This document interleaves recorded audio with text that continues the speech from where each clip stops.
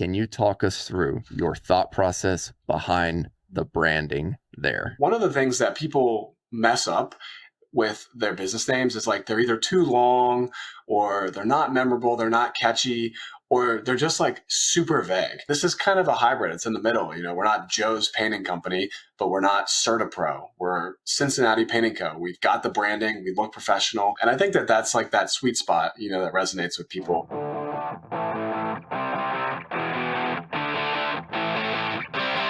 Welcome back to the Owner Ops Podcast. I'm your host, Austin Gray. In this show, we talk all about building and growing local service businesses. We are on a mission to help 10,000 entrepreneurs start and grow service businesses in your own local market by 2030.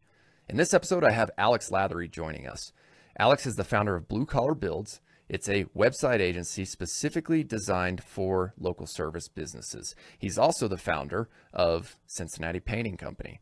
And in this episode, we're going to talk about branding, naming, and design principles so that you can go start and name your own business in your own local service market on a budget. He shares bootstrap principles that you can use right now to go start your business and create your brand today. Let's just go ahead and jump into it.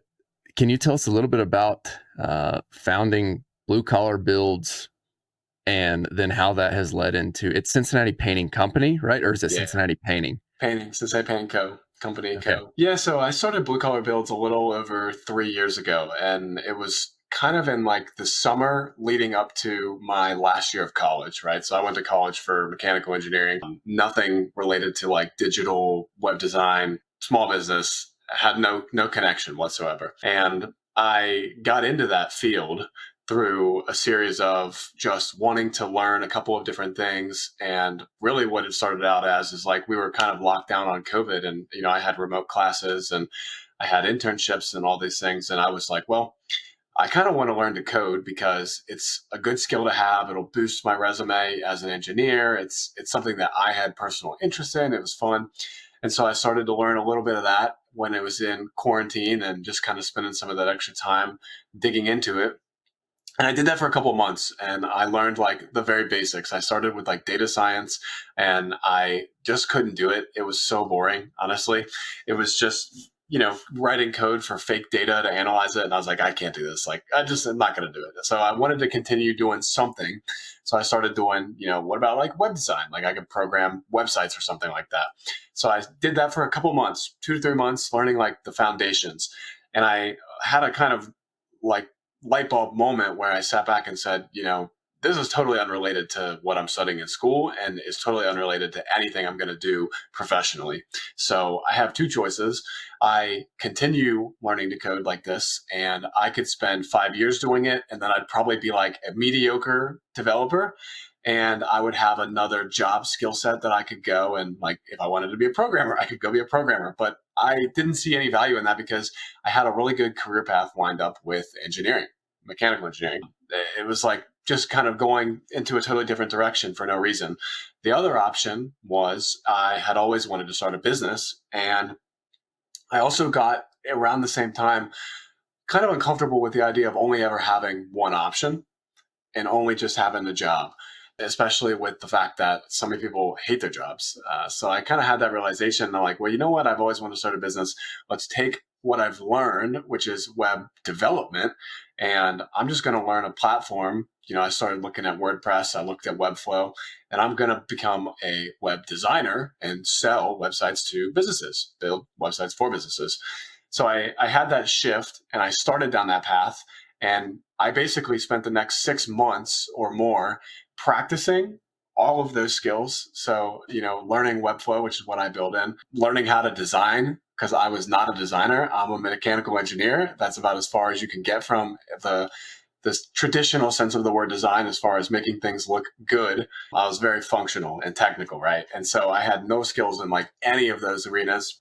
I had no skills on like the entrepreneurial front, other than being a little bit smart and being able to solve problems. That was about it. I had no marketing skills, no sales skills. I had nothing. So I was starting from the ground on pretty much everything. This episode is brought to you by Jobber. Jobber is an all-in-one software management solution for home service and trade businesses. I've been using Jobber since day one when I started Bear Claw. We use it for things like quoting, scheduling, invoicing, and most recently, I've been using it for our snow plowing services. I love it for snow plowing because we're able to create a job specific to the client's profile, and we're able to track visits each time we go out and plow. This is important because each visit is logged in the system and it's ready to send invoices at the end of the month. So I never have to worry about how many times did we plow a specific customer's account, because Jobber takes care of all of that for us.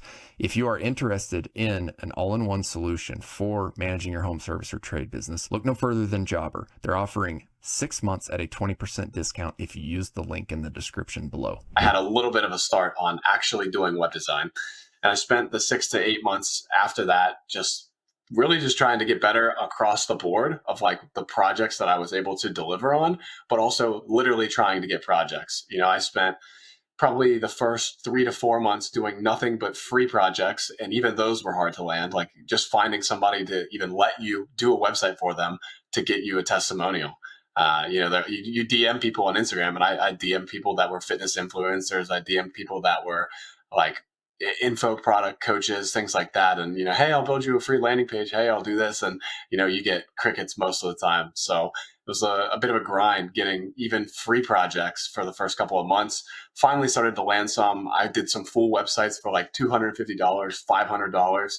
All in all, in that 6 to 8 month span, I probably made, like $500 to $750 total revenue. And with all that I spent on software, so when I bought my Webflow subscription to have unlimited websites I can build in the account and whatnot, I was basically net zero. Like I made no money. 8 months of work, made no money, but I had a lot of skills that I started to develop in that period. And so really at that point, I started to kind of get some traction. Things really took off. And it wasn't until January of that year that things like really, really took off. They basically like 5x'd in terms of like everything, lead volume, revenue, projects. And that was January of 2022, right as I was about to graduate in a couple of months from school. And so that was really when I would say that the business took off and became like a business versus just like a little bit of a hobby. And I've been doing it since then. So a little over 3 years since then. My dad works full time with me. How did I get to where I am today in terms of like, we do this for local businesses? That's also a part of that journey. Back when I was trying to find free projects and things to do, the only business savviness that I had was what people were telling me online, which was you have to niche down, right? You have to find a niche that works for you. And so as I was doing that, like I said, I reached out to people that were like fitness influencers. I reached out to people that were like info product coaches and all these different niches that I thought maybe would be interesting to me, things that I was liking. But I ended up having a friend that I went to church with who had a landscaping business that he just bought or was kind of like transitioned to him. He worked in the company. The old owner was retiring. We also go to church with the old owner. And they had no website, had nothing. It was a really old school business. And so I was like, hey, I'll do the website for you for free.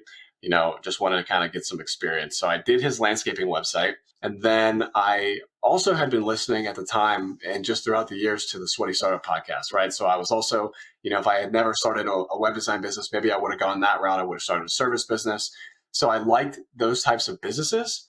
I also resonated a lot with those types of business owners, just, guys that work hard. They're really kind of, I'm from the Midwest. I'm from Cincinnati. So it just kind of fit the vibe of what I grew up around. Was a lot more my style than, the very corporatized startup world where, you're dealing with a board of people and they're not the founders, they're not the owners most of the time. And so I really resonated more so with that local blue collar type of client. And did that project for my friend, started to find other projects, found somebody on Reddit that had a junk removal business that needed a website. I did it for free, found like one or two other people that I did either cheap or free websites for in that area. And I'm like, all right, I think I've got something here. One, in the sense that like, it's a niche. I can focus on it. Like, okay, it's blue collar businesses, right? It's home service businesses. It's a defined niche. I think I know it somewhat well. I resonate with those types of business owners. So it fits on that standpoint. And then the other side of it was I was looking at everybody else that was out there that was doing web design.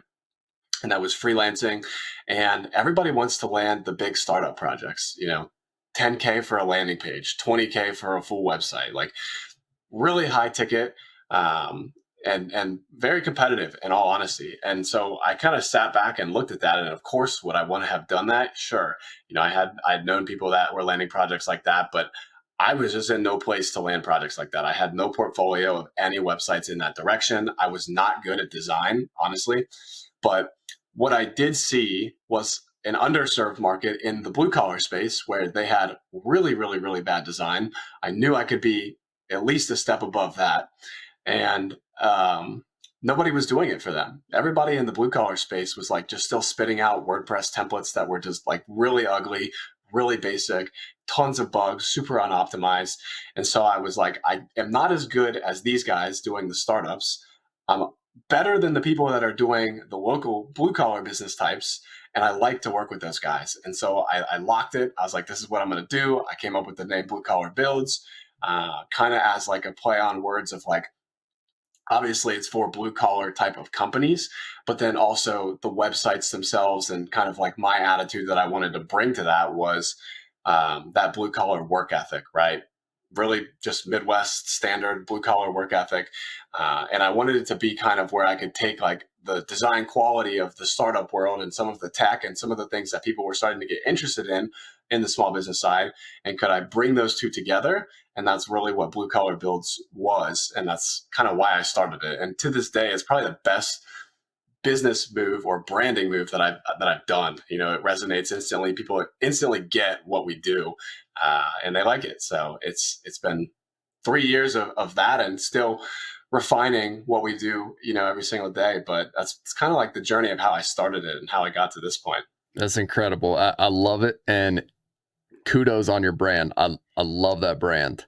That was one of the things that stuck out to me, because I believe that we've been engaging for the last several years. And I specifically remember you, like our first conversation, because I've built in Webflow before. And so it was just like, here's a guy who's optimizing for building sites in Webflow. And then I just kind of like watched your transition into really setting your foot down and saying, okay, this is the niche I'm going to play in. And then whenever you came out with the brand, I was like, oh, that's genius. Like you said, the play on words. It's like Blue Collar Builds, like that speaks to your customer, because like that, like whenever you're dealing with that local business owner, it's like, that is what they do. They are blue collar and they build. But then at the same time, there's the play on words where it's like, I'm building you a website, right? Like you kind of have that aspect of it. So beautiful brand.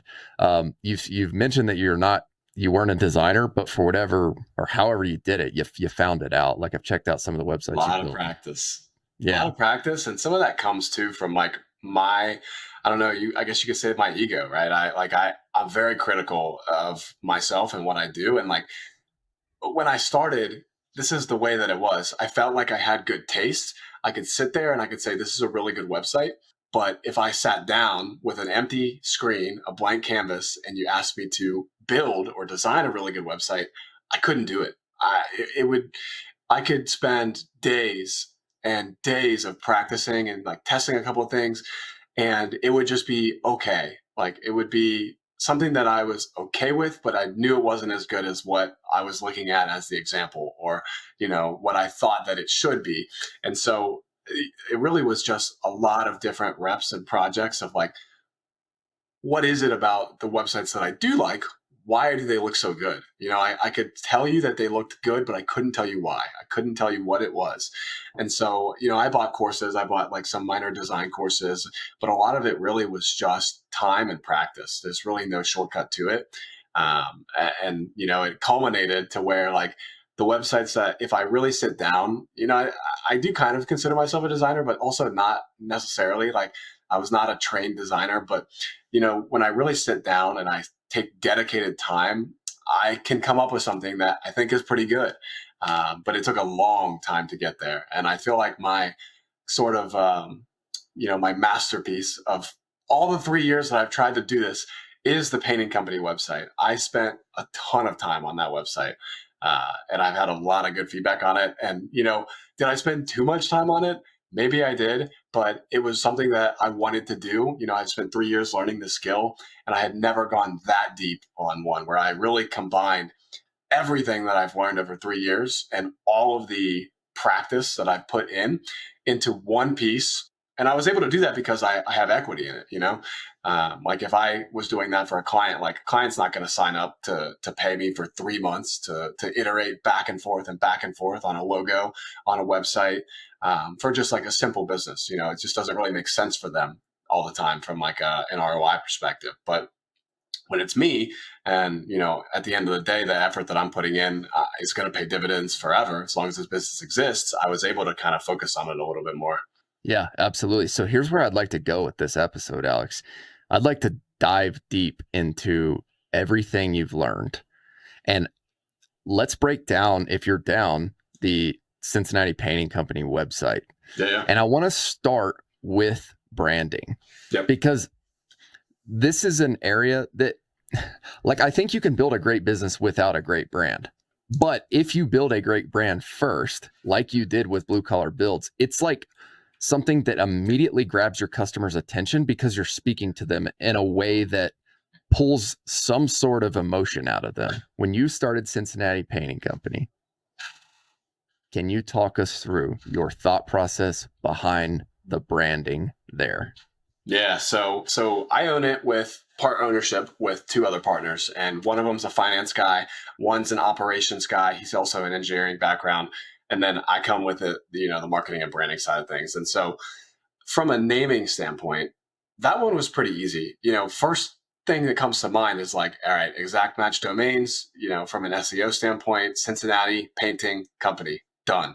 It works, and it also, it just is the reason that I like these exact match business names is because it has the benefit from like an SEO standpoint, but also it's super clear. One of the things that people mess up with their business names is like they're either too long, or they're not memorable, they're not catchy, or they're just like super vague. When you have a business name, you said it about Blue Collar Builds. It's very clear what I do. Blue Collar Builds. It's kind of the play on words, but with the local service business, it's even more direct. It's like we do painting in Cincinnati, Cincinnati Painting Co. It just fits. It's super memorable. Anybody that's in Cincinnati, it's going to resonate with them more so than like Joe's Painting LLC. This is like the type of stuff that you typically compete with, especially in an industry like painting. It's like Joe's Painting or Joe Hernandez Painting. Like it's literally just the guy's name. That's what most of these guys do. And then you have the franchises, right? And franchises have their own connotation. Some people like them, some people don't, but them. Everybody knows them. And so this is kind of a hybrid. It's in the middle. We're not Joe's Painting Company, but we're not CertaPro. We're Cincinnati Painting Co. We've got the branding. We look professional. We're a step above what some of like those one-man crews type of, look and feel are. But we're not like a franchise. Like it's clearly local. We're Cincinnati Painting Company. And I think that that's like that sweet spot, that resonates with people, because a lot of people don't want to go with the franchises. They think that they just have a typical hunch that they're just going to be the most expensive option. And that's just kind of is what it is. A lot of people just have that negative connotation. So there was really no debate about what the business was going to be named. I threw that out there, Cincinnati Painting Company. I gave them that explanation, like, hey, it's good from an SEO standpoint. I think it really fits from a just obvious what we do and who we do it for kind of a look and feel. And I had already pulled together some concepts that I had seen elsewhere. Our logo has like a cursive script type of font. I was like, I just think this would look really cool, Cincinnati and this cursive. And so it really stuck. It resonated with those guys. Obviously I was pushing the idea. And so that's what we did, and we went for it. And so taking that a step further, turning that into like a logo, into the mascot, into everything, what was I thinking about with that? We had some discussions about, do we want to go like a mascot? And we looked at some of the, examples of really solid home service branding. Obviously, Pink's Window Cleaning is one that everybody knows, at least on X. If you've been around X at all, they've got really good branding. And so we kind of looked at some of the different examples. And I think that we wanted to go in that direction a little bit, but not totally. A lot of the other stuff that is really popular nowadays is the mascots. Everybody wants to have the mascot. They want to have it that looks like one of the Kick Charge creative icons or logos. They do a lot of really good work. And the mascots that they do and that you see with most home services are really caricature-like. They're really cartoony, and that resonates, with some people. But we wanted to go a little bit of a different step. With the painting company, all of us kind of had this idea or this vision that it would be really kind of tying back to that vintage, old school service type of persona. Back in the 50s, where it was like that one guy, and he's really professional, he knows everything, he did it, and you've got that gold standard of service. And so we wanted to have a mascot. We wanted to play in that space, but we wanted it to be vintage and really throw back to the vintage painter, which a lot of, especially like older people will definitely know. They got the painter's cap, and so our mascot has the painter's cap, has like the painter's uniform on, the white button-down shirt with the vest. And so we started to go in that direction. That was always the direction from like a look and feel standpoint that we wanted to go. So we started to go in that direction with some concepts, played around with different fonts, played around with different styles of the mascots. So we even did, explore like one of the mascots that's a little bit more fun and cartoony. And I actually tested it. So one of the things that I wanted to do with this one was test it. And I have a decent sized audience on X. So I was able to do that. So I started posting, here's all the different concepts that we have, like vote on them. Everybody's voting A, B, C. And I put the cartoony mascot out there. I put the vintage mascot out there. I put the different logos types out there. And I also did this with like friends and family. And like overwhelmingly, people chose the original concepts that we had, which was like this vintage mascot with the paintbrush, with the hat, real simple font, everything. It resonated really well with people. And so that's what we went with. I wanted it to be a data-driven, data-backed decision versus a lot of times I think people that are like designers or web designers, they're really proud of what they have created. And, they like this concept and they're offended if that's not the concept that people like. I didn't want to have that attitude. And to be honest, I don't, because I don't consider myself a designer. I'm more of like I guess just an entrepreneur, and maybe you could say a marketer. And so I wanted to test it, and overwhelmingly that vintage timeless look that we came up with the branding is what stuck. And that's what we've used. Striker Digital specializes in SEO services specifically for local service businesses. Bodie and Andy, the two co-founders, have helped me get Bear Claw Land Services to the #1 search result on Google inside my state for my specific search term. If you want to learn more, visit strikerdigital.com. That's STRYKER-digital.com. Could you pull up your website real quick? So I've got a couple of things of it. So this is like the Figma file where I basically threw together everything. So this has all of what we did from a branding standpoint. Like you can see, original voting. So like we actually used AI to create a lot of these initial concepts. So me and my partners were throwing around in ChatGPT. I like to use Grok, X's AI for logos. We threw a couple of different logos into AI. Like this one is almost perfectly from AI. You can kind of see it looks a little bit weird with like this G. So there's like some hallucinations, but it came out with like a pretty decent concept. And then we pulled a couple of other ones in here. And ironically, even the painting guy, almost 100% was AI. The actual concept really came from AI. And then I took it, we were able to vectorize it into like something that you can actually use, fix some stuff like his neck is, shaped in blue. But did a couple of different concepts. We voted on those. Overwhelmingly, at least out of that one, we liked the mascot. And then this badge kind of was the one that I think most people liked. We did a bunch of different colors just to see, what would look good, threw them on some mock-ups. Ultimately decided on the kind of navy and red. It just felt like it fit Cincinnati, pretty well. And also it was really bold. One of the things that I wanted from the color standpoint is it had to be bold because it had to be something that was eye-catching. And I just felt like painting the red and the blue worked really well. So pulled a couple of different versions in here. I wasn't super happy with like some of the badges.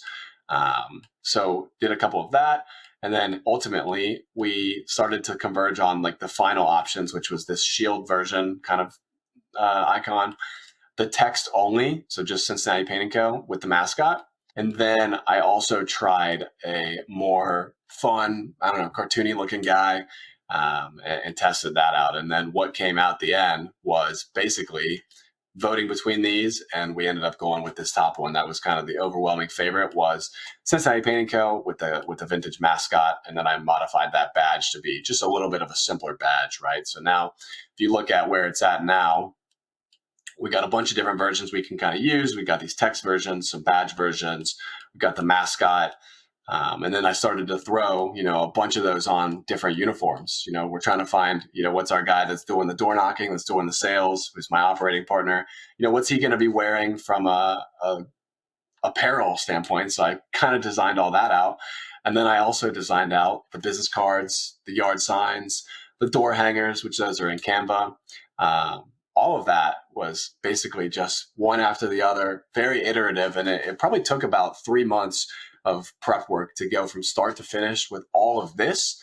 And then with the website itself, which I started to pull together in Figma as well. This is that final version that I went with, but we ended up with a ton of initial concepts, a bunch of different styles that I was looking at: pure vintage, modern, kind of a hybrid, and original concepts. I didn't even make these. Like, I had a designer that I work with that kind of created these, and I didn't really like them, to be honest. I wasn't happy with them, so I scrapped them all and I just designed it myself.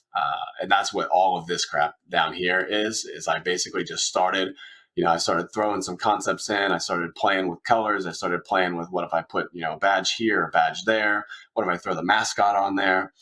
Kind of got to the end of that concept. I was like, okay, this looks cool. What if I do something that's a little bit like this, where it says painting by Cincinnati's Best? And I start iterating through each of these concepts, throwing different elements in here, maybe changing a font here and there, taking that to the end concept, which is basically this one. A couple more variations I tested here. Did you land on that one with that badge at the bottom of the hero? Yeah, pretty much this one. So this is what it looks like. Man, oh my gosh, that's incredible. So I'm a sucker for good design, man. Yeah, that's a beautiful site. Thank you. Yeah, incredible. Yeah, so I love that hero badge right there. Like, it's so different than because like, and I've talked about this a lot on the podcast before. Like, one of the, oh my gosh, that's awesome. One of the most important things, I believe, on your home page when somebody lands on it is like, give them social proof immediately. And you did it in a way that showcases that you've got 5-star Google reviews, Cincinnati's top choice right there. And then it goes right along with your brand. And this is, incredible. I've done a lot of audits, like, especially recently, of people's websites. And like, I always tell them you should spend like 90% of the time on anything on your website is like right here. And this really captures everything that I try to tell people and try to do for clients in one shot. It's like you said, it's like, okay, instantly, if you look at this, doesn't matter where you look. If you look at the background, it's painters. They're painting. If you look here, it literally says painting. It's like super in your face, painting.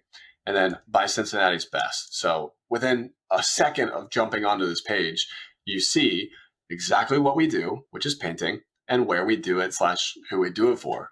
People that live in Cincinnati, residential, commercial. Residential and commercial is also down here. We do interiors, we do exteriors. We're licensed and insured. They got the mascot. You got, again, the social proof, like you had said. So within one glance, you have pretty much everything that you need.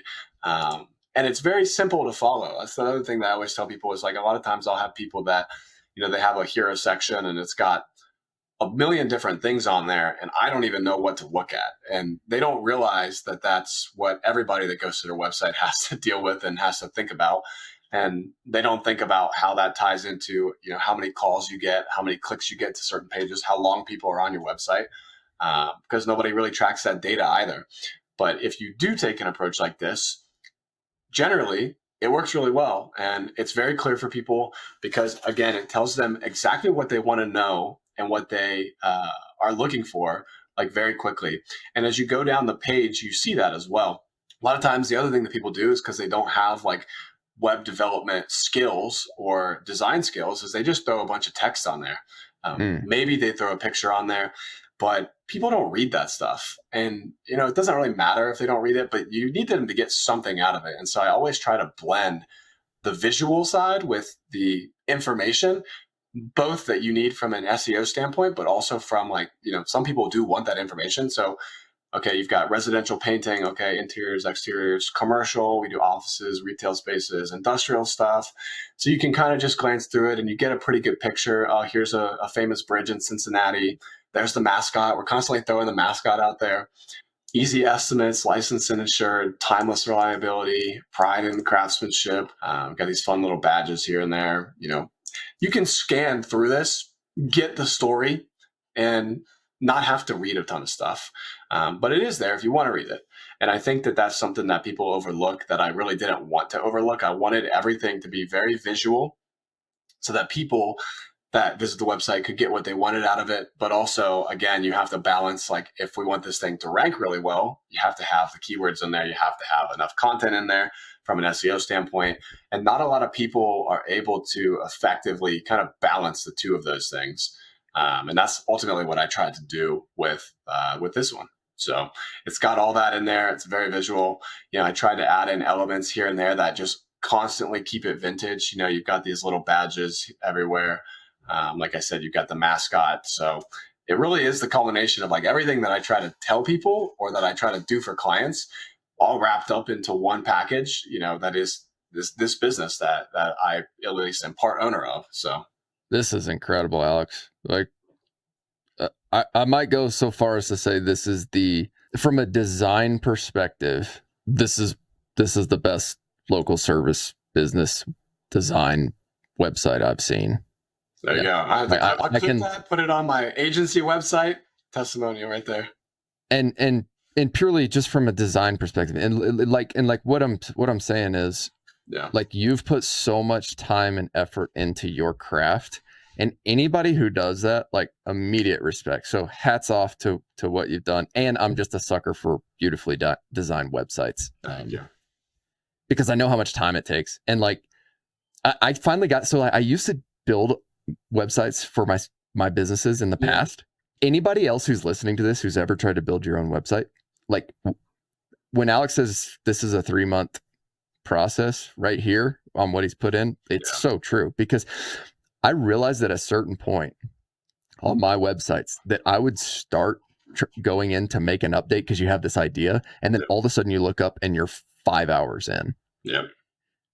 And as an operator, I got to the point where I was like, I physically, if I want to get good at operating the business, I can't be doing this anymore. So I have to hire the pro, and I just have to like delegate this to somebody else. So there was a point in time where it shifted, and that was right about the time I started Bear Claw. There's one thing that I do want to, and I don't want to shift the conversation too much to my end because I want to stay on like you walking us through these principles.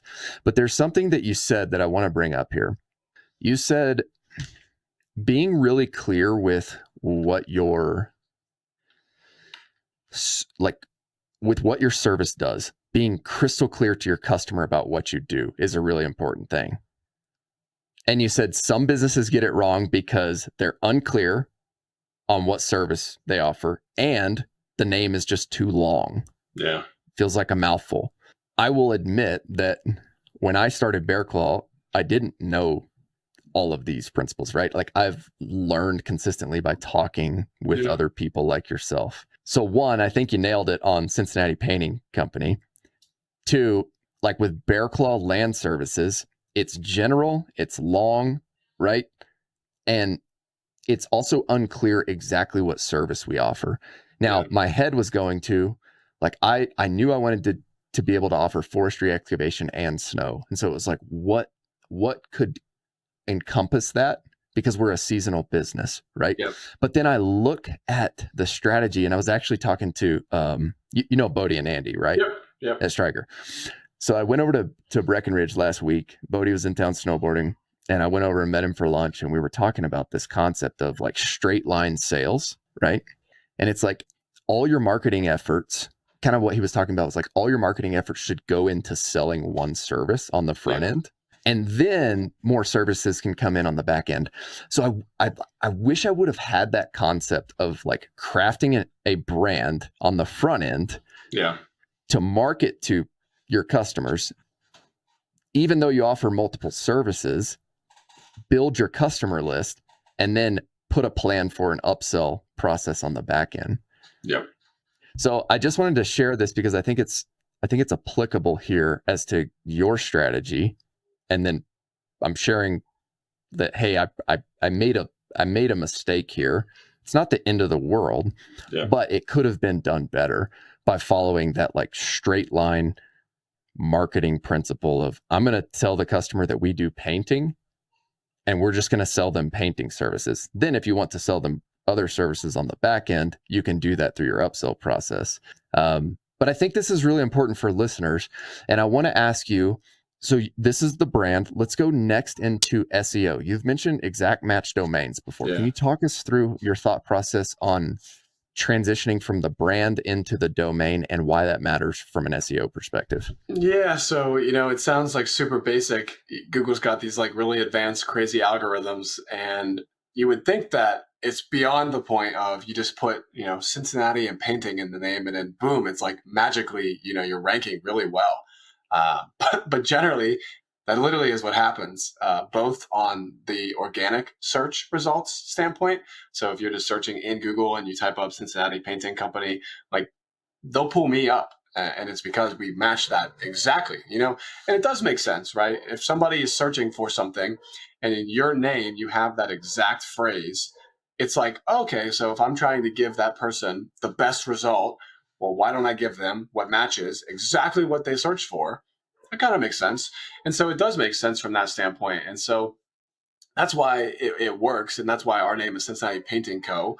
And so on top of that, on the Google business profile side as well, when you have your Google business profile name, which is really tied to your LLC name or your corporation or whatnot, it does the same thing. When somebody searches something through Google Maps or they're looking for businesses near me, it does the exact same thing. And so having it gives you that boost, both from the website SEO side, but also from your Google business profile SEO side. And so typically, there's a lot of like ways that you can spin it. There's a lot of variations, but it really just boils down to what are people searching and then putting that as your name. But also you don't want to do it so much so that it's like blatantly, just a grab at SEO. That's always my advice to people.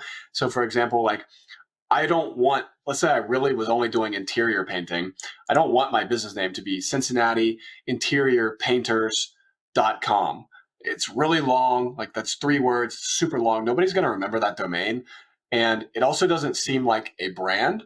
I always feel like there's a happy medium, even though like Cincinnati Painting Co. is not the highest search volume painting term, it is something that is searched and it is also very brandable. So it's the balance that you have to strike of like not just stuffing a bunch of keywords into a name and then you've got this really long URL that nobody cares about, nobody's going to remember, and you're never going to be able to build a brand around. But how can you get that brand also with the SEO benefits and doing something as simple as Cincinnati Painting Co. We know somebody that we're friends with that has Columbus Painting Co. It works. It's a good formula. And there's really nothing that you can overcomplicate if you just go that route. Another really good one that people do is like, I've seen, like there's a guy on X that has Top Choice Lawn Care. That's a pretty good name. It doesn't have the location in there, but it's very simple. And that kind of gets away from the SEO side. But I think that people really overcomplicate the naming portion of the business. And again, I always tie it back to that very simple formula. It's like, what do you do? And who do you do it for? And if you go that route, you're really not going to go wrong. And it's not like you can't change that stuff ever either. So shout out to Nolan with Top Choice Lawn Care. Exactly. If you're listening, hello, Nolan. I'm actually going down to I'm going to see him next week. Tell him I gave him a shout out. I will. I definitely will. He's such a great guy. Have you met him? I've never met him. No, I've been to Texas once, twice, but it's been years, back in COVID. So basically when my business was not really that much of a business. Yeah, he's a great guy.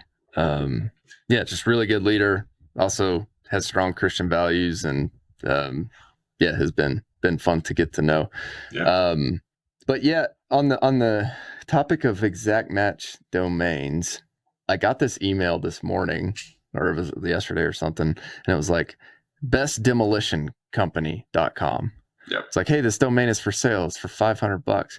And like, to your point, Like, it's not terrible, but it's total keyword stuffing, and it's not really a brand, right? And so it's like, I personally think when people are searching for something, like if they were to search best demolition company Cincinnati in their own market, if your website comes up as bestdemolitioncompany.com, I really do think customers are getting smarter. They're coming around to this concept of like, there are companies out there who do these rank and rent websites. And so going the route of actually building the brand of Cincinnati Painting Company, which sounds like an actual brand, I agree with you on that, in the sense that that's a better strategy than just like best Cincinnati interior painting company to keyword stuff for Yeah. the And there's a SEO. way that you can also, like, some people always ask, like, oh, that, they have a situation like yours where it's like, oh, this domain came up. Should I buy it? Should I like start a second website? And that's where I would say, like, yeah, like if you want, like if you're doing really well, you've got a website, it ranks really well, you're doing great from a business standpoint, you have some extra money, you can throw up a second website with a domain of like best demolition experts Cincinnati or something. And then, best case scenario is you rank number one for your main business, number two for that. And so all of the leads flow to you in that way. But yeah, I think that like the base plan for everybody should be like, you have to build the brand too, because people talk about this a lot more so now. 2 years ago, like LSA and all these other marketing channels, like you could just basically turn them on and you'd have a business, and it's insane. They were brand new, the lead costs were super low, they were super effective. Things have changed, and nowadays you kind of have to have diversity. Like you have to have ads that you run on Meta, you have to have ads that you run on Google, you have to rank with SEO, you have to be doing door knocking and putting door flyers up and door hangers, because not all of them work for everybody. And that's something that I think a lot of newer business owners struggle with, because they do see people online and they're like, oh, I'm good if I just rank, if I just like focus on SEO, like I'll be totally fine. Or if I just run local service ads, like I'm good. And it's really not the case. So, that maybe gets you so far, but it never really gets you past like the beginner stage. And so a lot of people kind of miss that when they're starting out. And that's where they start to really struggle too. Yeah, I hear you. So what recommendations would you have if somebody is starting a local service business in their own area on creating the brand and naming their business? Yeah. And, this is typically where people are maybe surprised at like the advice that I give. Um, Depending on what they have as far as resources go to start, I actually really tend to push people to kind of just bootstrap stuff. Like there are some people where they don't want to take the time to like make a website and to make a logo and to do things like really official. But they have the money and they'll just pay someone to do it. And that's great. That works really well for them. And you can start very quickly with that. But there's other people where it's like, that money would really set them back, either personally, financially, or like that's all of the money that they have to invest in the business. And I actually tend to say to people like the branding and the website and the logo, they're super important, but you can survive without them, especially at the start. There's people that don't have websites that still have business, like they still make some money. And so I always push people more to like do the free forms of marketing, like throw up a very, like you can throw up a very basic logo. It's not going to win any awards, but it'll be good enough to get at least that semblance of credibility that you are a legitimate business when you're talking to people. And so I tend to push people in that direction. Get something up really quick. Do not stress about it, because the other thing that happens is like people will start to bootstrap it. They'll do it themselves, but they'll spend like hours on the website, on Wix or something, or Squarespace, where it's like a really easy do-it-yourself editor, and they hate it. They're like, this is so bad, and I don't think I can launch with this. And there's a lot of like indecisiveness. And so I always tell them, just throw something out there. It's super basic. It's not going to be great, but you just can be okay with that. You have to know that at start, and you can use the time and the money to get customers and to get some revenue. Because to give an example of a cleaning business, I've worked with a lot of cleaning businesses.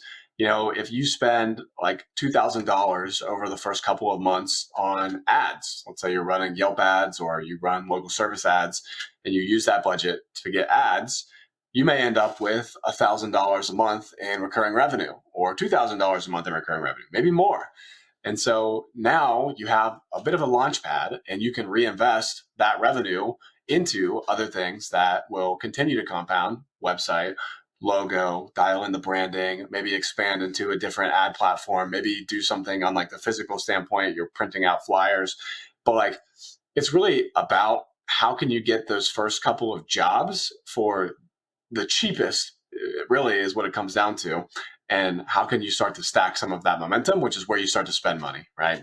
And I always push people to just do the free forms of marketing to get those first couple of jobs. And so that's like doing Facebook posts, that's talking to people that you know, that's reaching out if you're in a business where you can do like semi-commercial deals. Like let's say you're doing cleaning and you want to get with real estate agents and you want to do all of their turnover cleans or their listing cleans. There's ways to get jobs like that where you don't have to spend any money. You just have to spend your time. And I always push people to start there and just take those baby steps and, invest in some of those marketing channels as you go, versus doing what I do, which is I start from scratch with everything. And I built everything to the peak of what I could make it from day one. But that's because that's a skill set that I have. And that's a skill set that most of the blue collar local service business owners will not have. And they should just be okay with that and start where they have. Agreed. I could not agree with you more. I'm wearing one of our old hats here. This is literally just that was like a pre-programmed template in Canva that I just put our words in, and like the logo was the logo. And I'm with you. Like the most important thing is to go generate revenue. After the revenue and the profit is generated, then it's something that you can start looking into. And I appreciate you. I really do. I appreciate you sharing that for the listeners, because this is why you guys know Alex is a good guy, because he's not just trying to sell you a website right out the gate. Because he knows. I do this on calls. Like if somebody gets on a call with me and I can tell that like this is an extreme financial commitment for them, I'm like, dude, do not buy this. Like you're not at that point. Like come back in 2 months. Like I will give you resources. I will give you advice, like whatever you need. Just start this thing. Because the other thing that I see happen a lot is there are a lot of people that they get sold on the dream. They're going to make $20K a month and they're going to have a fully passive remote business because they see some people talk about it. And they start it. They spend a lot of money because people online also tell you to spend a lot of money to start things. And, then they end up negative, right? They end up 6 months later, they spent all their money. They don't have a business and they're really burnt out. And, it was just a bad decision. And so I try to turn people away from doing that, especially when you can tell that that's where they're at. That, they don't have the money or they don't have the experience, and it's a big risk for them. And I think that there's, like a sign of any like good marketer or marketing agency is like, are you willing to push people for a sale? Or are you like just a normal, genuine dude where you're like, if I was that guy, I'd be really upset if they made me spend like all this money and then it just failed, And I think that a lot of people, they tend to not think that way. They tend to think like, it's not my fault if somebody doesn't succeed. Like you can't force somebody to succeed. But I do think there's like a level of responsibility that you have when you have a skill set and you're like selling somebody something. Like I don't ever want to sell somebody something that doesn't generate a return that is a lot higher than what I would pay, have them pay me for. I just would feel wrong doing that. And, that's not always the case, especially in the marketing agency world. Well, in your website and SEO strategy, ranking online, it's a long-term strategy. Yeah, it's not the first thing you do. And and most often times, like it's going to take a long time to see really good results for a lot of people, unless you just hit like a really specific pain point in an underserved market. If you haven't signed up for the weekly newsletter yet, go to ownerops.com/newsletter. That's OWNROPS.com/newsletter. We summarize all of the learning lessons from the interviews with the guests on the podcast, and we distill those into short, actionable tips, tricks, tactics, and strategies that you can use to grow your own local service business. Sign up for the newsletter at ownerops.com. That's OWNROPS.com. What resources would you point people to bootstrap those things like names, brands, logos? Yeah, honestly, you can do a lot with like Canva, the free Canva subscription. I've done logos on the free Canva subscription before. there's also a lot of free, like you said, with the Bear Claw logo, you just throw up these AI generated like logo templates. So a lot of them, you could pay like 10, $15 and it's decent, and you can survive off of that. And so those types of resources are really solid. Anything AI is going to help you. Like if you're trying to come up with a business name, go into ChatGPT, throw in the criteria. Hey, I want this to be like very clear what we do, who we do it for. I want it to include the location name, Cincinnati. I want it to talk about painting because we do painting.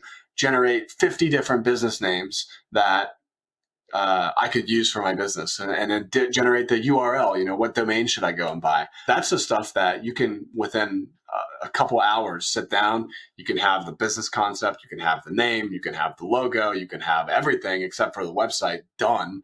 And then for the website, you go to Squarespace, you go to Wix. Depending on the CRM that you're using, some of them have like a template built-in website that you can rely on at the beginning. And I tend to advise people to use those like to the fullest extent. Again, they're not going to be perfect, but like you don't need perfect when you're starting out. You need revenue.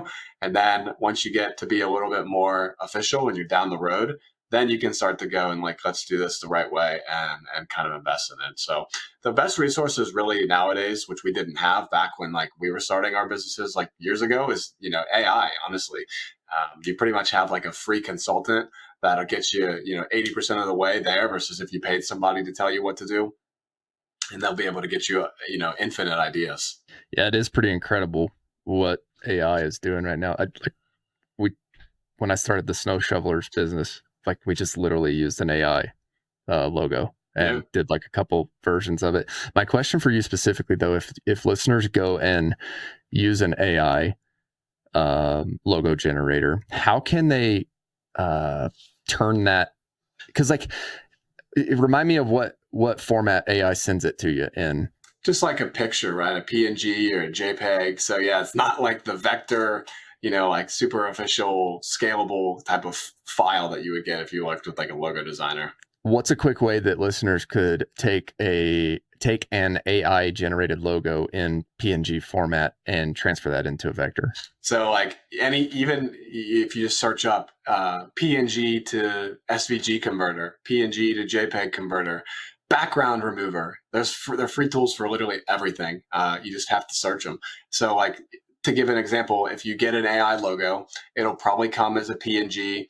It'll have a background color, most likely like white or black. And the first thing you can do is you look up AI background remover. There's one that I use. It's called remove.bg, remove.background. And you can upload it there. It'll remove the background. You can re-download it. Now it has no background. You can throw that into Canva. On the free version, you can crop it up a little bit so it doesn't have all this white space, and then you can export it as whatever you want, an SVG, PNG, a JPEG. You can put it on a Facebook banner. You can put it on an Instagram post. There's a lot that you can do with Canva. Is really my recommended and like favorite free-ish design tool. And then all of those online, I just need to do one thing, like remove a background, just search up AI background remover. Or if your logo's blurry or you have a picture that you want to use for marketing, but it's blurry, there's AI image upscalers. I use AI image upscalers all the time. You search up AI image upscaler, you throw an image in and tell it to make it higher resolution by 200 or 400%. People just don't know that you can literally search for just about any tool, and AI or some kind of internet code will do it for you, and most of them are free, which is the crazy part. So that gets you your logo. Any sort of prompts for telling ChatGPT what kind of logo you make? Yeah, so I would say it kind of depends. All of the AI platforms, they've changed a lot. Like there was a time where I was getting really, really good logos from X's AI, so Grok. Like I would put in the most basic prompt, generate me a modern startup logo for a financial company called Gray's Financial. And it spits out this beautiful, like nearly perfect logo, text and all. But then there's other times, like if I go on right now and I said the exact same prompt, it'll just come out with garbage, And so they're always changing. There's really no good way to go about it. You can go really deep into like researching like prompts and stuff, but I tend to start really basic. Like, hey, I want a simple vector logo. modern logo for a landscaping business, and then put the name, because they're pretty good at handling text nowadays. And you start there. It'll generate, 1 to 4 concepts, and you can say, all right, this looks pretty good, but I don't like that the colors are too dull. Can you make it more vibrant? And you just start chatting with it. And it'll be iterative. You have to do a lot to get it really to where you want, but a couple of iterations and you'll be 80% of the way there. And that's kind of where, even when I do logos for clients nowadays, most of the time, that first concept, I will throw something together with AI and just spitball it to them just to kind of get their initial take before I go and spend a ton of effort to actually design out the logo. And so you'll get 80% of the way there. And then usually, down the line or whenever you decide to redo it, you can work with somebody that has Illustrator skills or graphic design skills, and they can fix, some of the issues with the logo. Like I showed you on the Cincinnati Painting Co. one, the initial text, it kind of looked a little bit weird. I deleted that little line and used that exact content or that exact font in the end. But that's the stuff that an illustrator or a graphic designer can help you with down the road. How about domains? I buy all my domains on namecheap.com. I'm not sponsored, but domains are really basic, right? Buy the exact match domain if it fits for you. Cincinnati Painting Co. is what we did. Buy the one that is just your business name, Bearclaw, landservices.com. People overcomplicate them sometimes. People also buy dozens of domains. It's just buy the one that you are going to launch with. Buy it on Namecheap, buy it on GoDaddy. It really doesn't matter what platform you buy it on. I just like Namecheap because it's cheap, and because honestly, there's really no special gimmicks for a local service business domain. You just buy it and then you just use it. There's really nothing special to it. Agreed. Yeah. And I hope listeners, if you're listening to this, you're learning from the lesson that I learned with Bearclaw Land Services. Is that a make it or break thing? No, we're ranking in our local area for we're ranking on Google with a long domain, bearclawlandservices.com. We rank for things like tree service, excavation, things like that. So my point with it is it's not a make or break thing, but I shared that story earlier because I believe listeners, if you're listening and you haven't started a business yet, it's worth listening to Alex's advice. He's in it every single day. He's building websites for people, and he's helping people name and come up with a brand that resonates with local communities. And so he's drinking his own Kool-Aid at this point. He started Cincinnati Painting Co. and he has equity in it. And his responsibility was marketing and branding.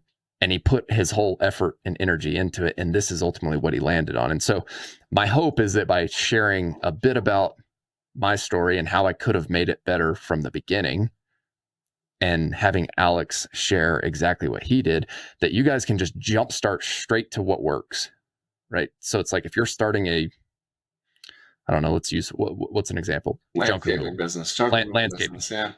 If you're starting landscaping throw out a city. Let's call it Houston. Houston landscaping. I guarantee there's already a Houston landscaping. Probably is. Yeah, probably. There's one in every. People like me have ruined that market. You have to. Even with us, we don't have the .com. Somebody bought the .com, but they didn't have a website for it, so we just threw up on the .co. Tried to buy the .com from them. TBD on if that happens, but we've got the head start. Oh. Bummer that you didn't get that one. Yeah, but even that, it doesn't really matter. As long as they don't have the website up, you're the first one to stick a claim in that area. Yours just says .co instead of .com. So that domain becomes a lot less valuable to anybody else because you've already launched. So purely from an SEO value though, or Google's algorithm. Yeah, it's the same. It works. I think some people maybe think that .coms are a little bit better, but I have never really seen it matter to me. Really? all my .cos rank super well, and I have noticed no difference. And so, for us, I think they wanted $1,500 for the .com, and we paid $4 for the .co, and we rank. Even as early as it is, we rank pretty dang well for a competitive area. So now we're the only ones that launched with Cincinnati Painting .co.com. And so for them to try to launch a website, if they wanted to on the .com, they're very far behind us. Google already associates that name with us.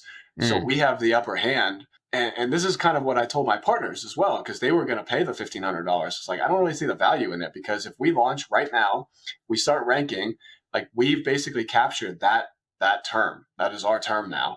And so now that .com that they wanted to get $1,500 for, it's like, well, it's not going to be of use to them. They're not going to really be able to launch a website on it and outcompete us unless they wanted to spend a ton of money.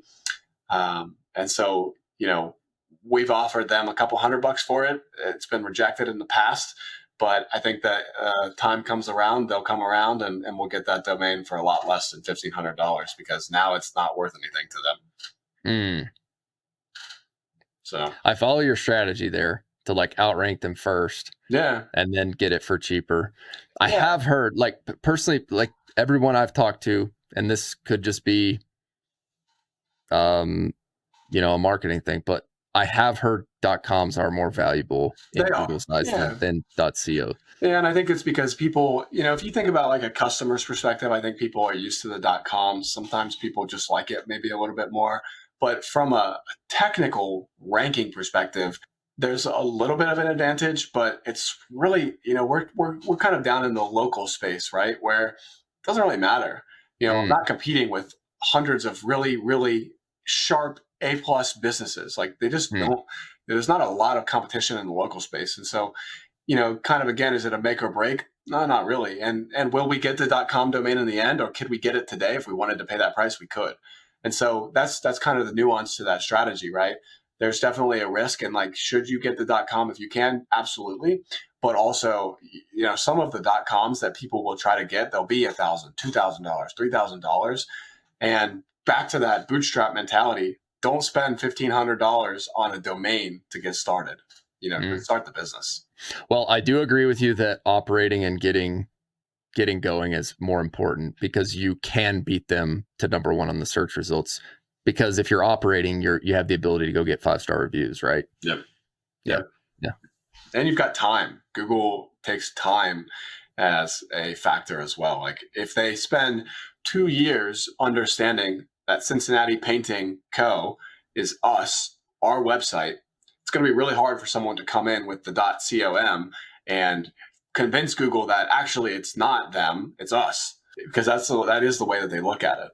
Yeah, well, hopefully you have some negotiation power at that point. Yeah. Whenever you're outranking them. But it's $1,500. Like, if this is a long-term business, I'm buying that domain all day at $1,500.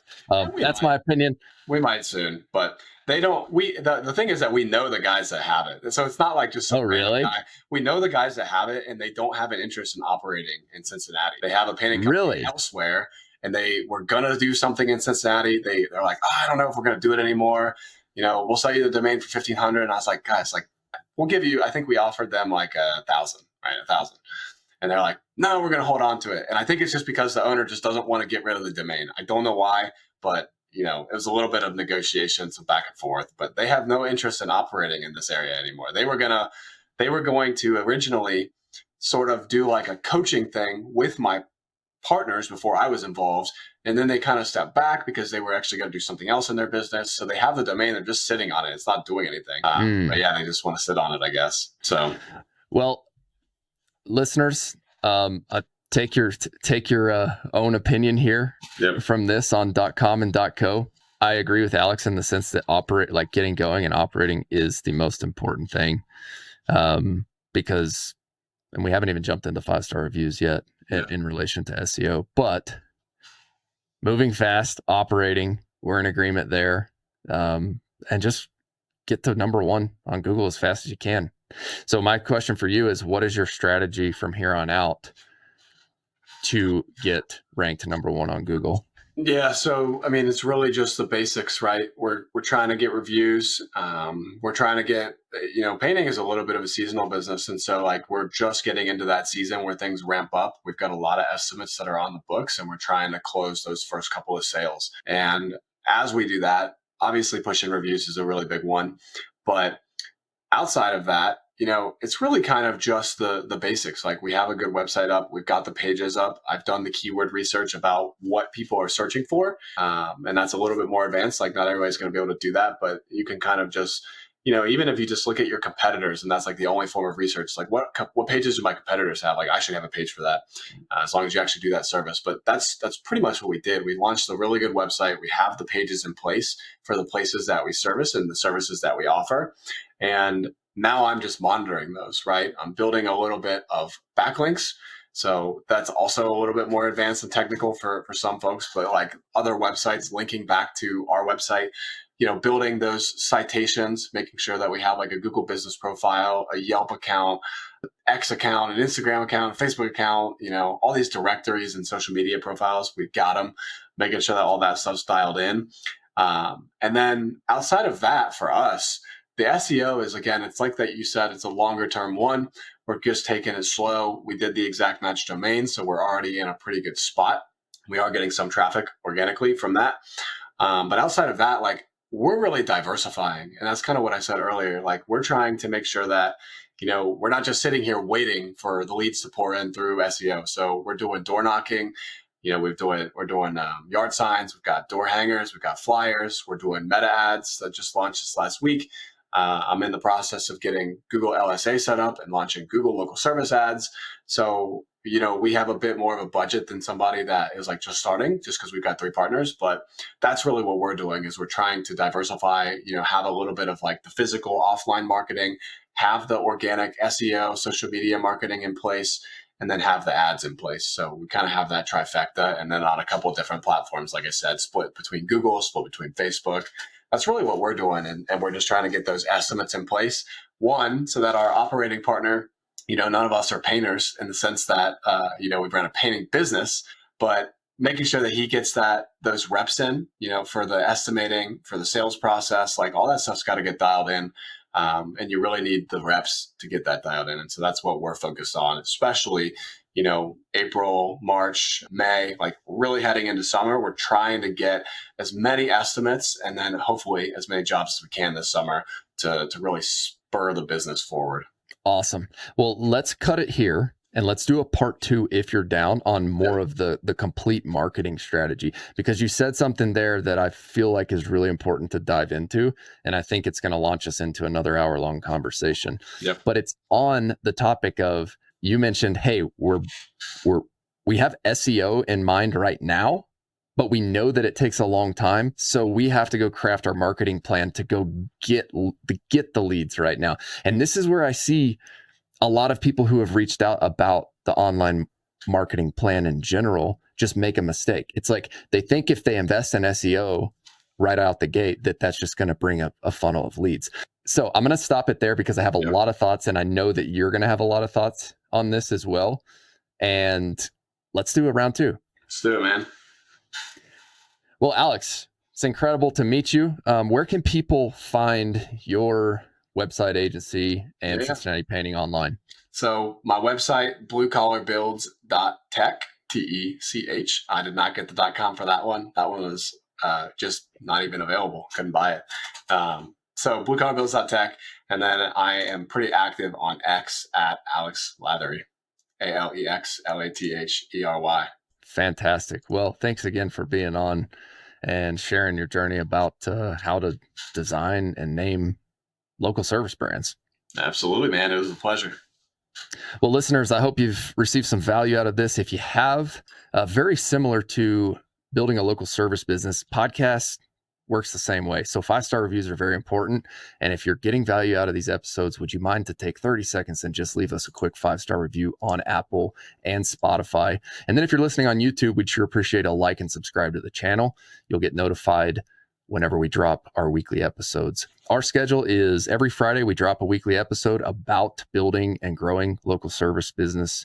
We are on a mission to help 10,000 entrepreneurs build and grow 7-figure local service businesses by 2030. Another way to stay involved, if you haven't already, is to get the episode summaries and the high-level bullet points sent to you via email on Saturdays. You can sign up for that newsletter at ownerops.com/newsletter. That's OWNROPS.com/newsletter.